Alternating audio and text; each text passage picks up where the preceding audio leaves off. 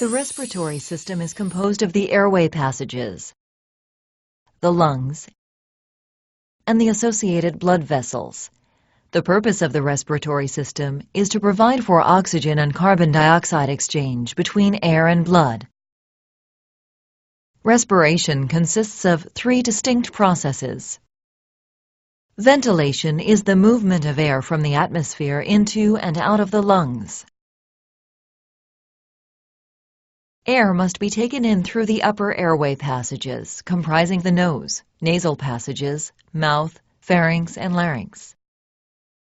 The air then proceeds from there into the lower airway, consisting of the trachea, the bronchi, and bronchioles of the lungs. The process of taking air in is called inspiration. Perfusion is the movement of blood through the lungs. Diffusion is the movement of gases between the roughly 1 million alveoli, or air-filled sacs within the lungs, and the capillaries that supply the alveoli. In diffusion, gases move across the alveolar capillary membrane. Oxygen moves from the air that is in the alveoli into the blood flowing through the pulmonary capillaries. Carbon dioxide passes from the blood into the alveoli. Completing the respiration process, the carbon dioxide is expelled through expiration. If respiration is impeded, gas exchange cannot occur. The body's supply of oxygen becomes insufficient for its needs, and carbon dioxide cannot be expelled from the blood. Asthma is a chronic reactive airway disorder characterized by increased resistance to airflow due to episodic airway obstruction. Asthma involves inflammation of the airways, bronchospasm, increased mucus secretion, and injury to the mucosal lining of the airways. Asthma can be characterized as extrinsic or intrinsic based on the factors that trigger the disorder. Extrinsic, atopic asthma is initiated by a type 1 hypersensitivity response to an extrinsic antigen. An antigen binds with a mast cell and causes mast cell degranulation with release of histamine, leukotrienes, interleukins, and prostaglandins, resulting in inflammation and bronchospasm. This airway inflammation in turn produces airway edema, epithelial injury, and impaired mucociliary function. Intrinsic, non-atopic asthma is initiated by diverse non-immune mechanisms. However, many people have overlapping symptoms. Intrinsic asthma is triggered by irritant receptors and vagal reflex.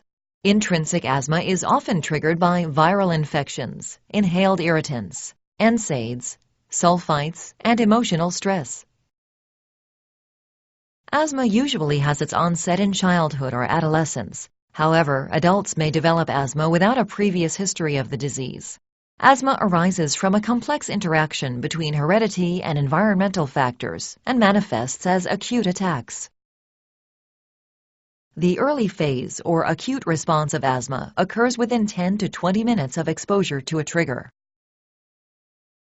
Mast cells, which in people with asthma are in a presensitized state, react to antigens and release histamine, leukotrienes, interleukins, and prostaglandins.